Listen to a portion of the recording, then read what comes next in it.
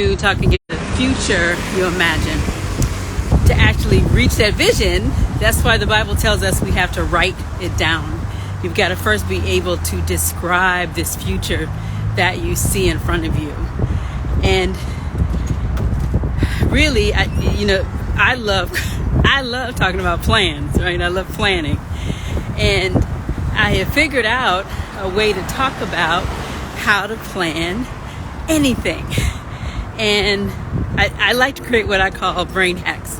So to me, this is a brain hack, right?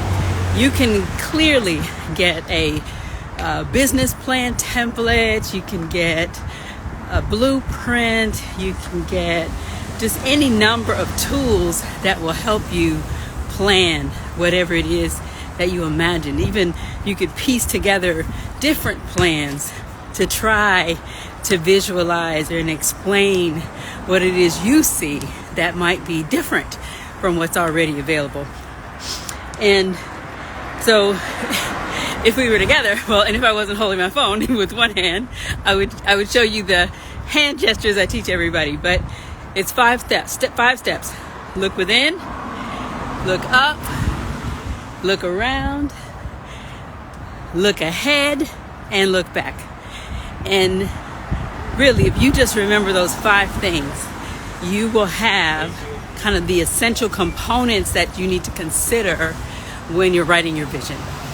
So, look within.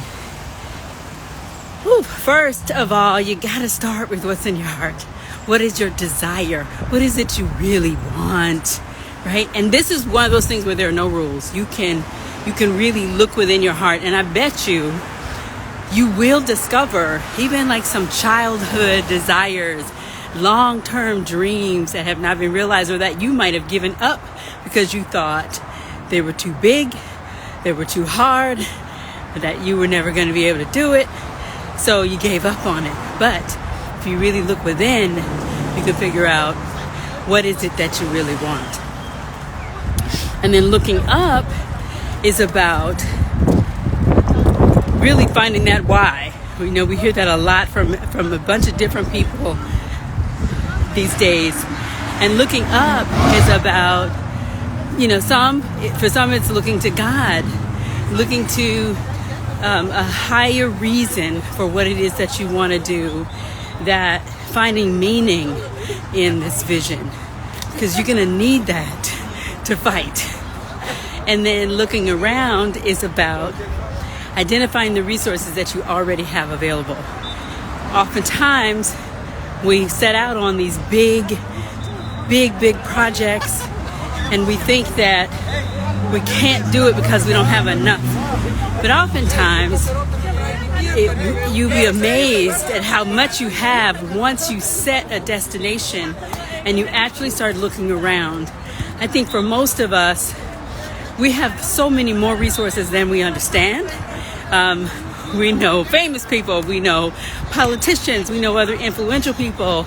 We have people who have built something similar to what we want to do, but because they're so close to us, we kind of discount them as resources, or we don't even recognize them as resources.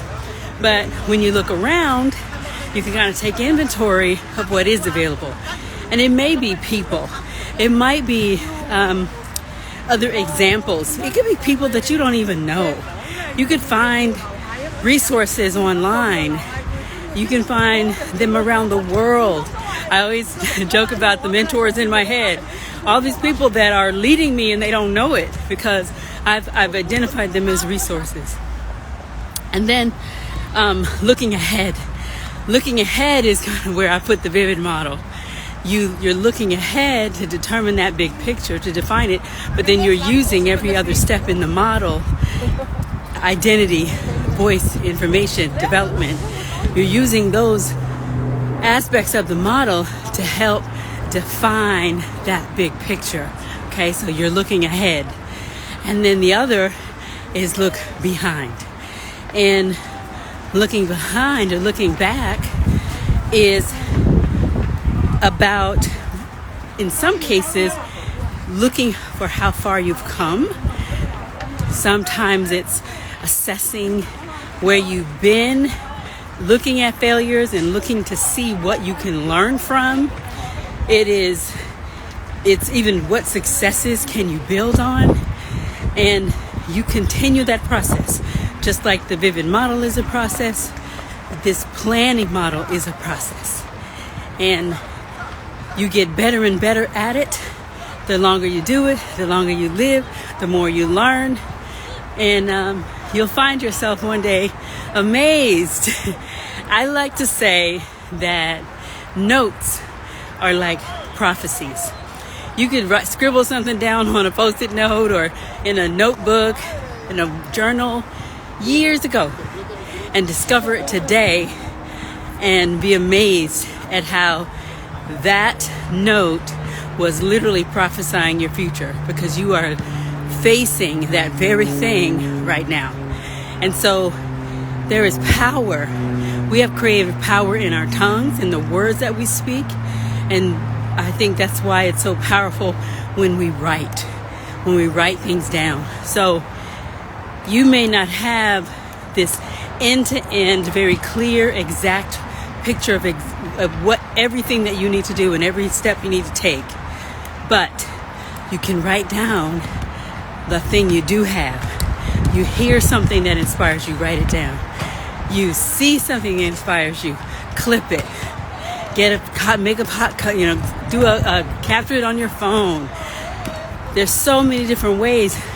But what you don't do is you don't discount any of those little things, those little ideas even.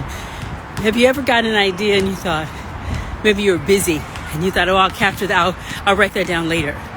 Well, by the time you get ready, you have an opportunity to write it down, you have forgotten it. It's gone. And so I think those are like little divine moments, those ideas. And then if we don't take the time to honor those moments and like write down that thing that we got, because it's sacred. Now, all the little pieces, again, you got to make them vivid. They're going to be foggy. They may not seem to connect right now, but as you write your vision, you're going to find that it starts to make more and more sense, and you can talk about it faster, quicker, easier. You can be much more compelling and convincing when you're sharing with other people. So that's it. It's the how to plan anything in conjunction with the V.I.V.I.D model. But how to plan anything is to look within, to look up, to look around, to look ahead, and to look back. Thanks for walking with me.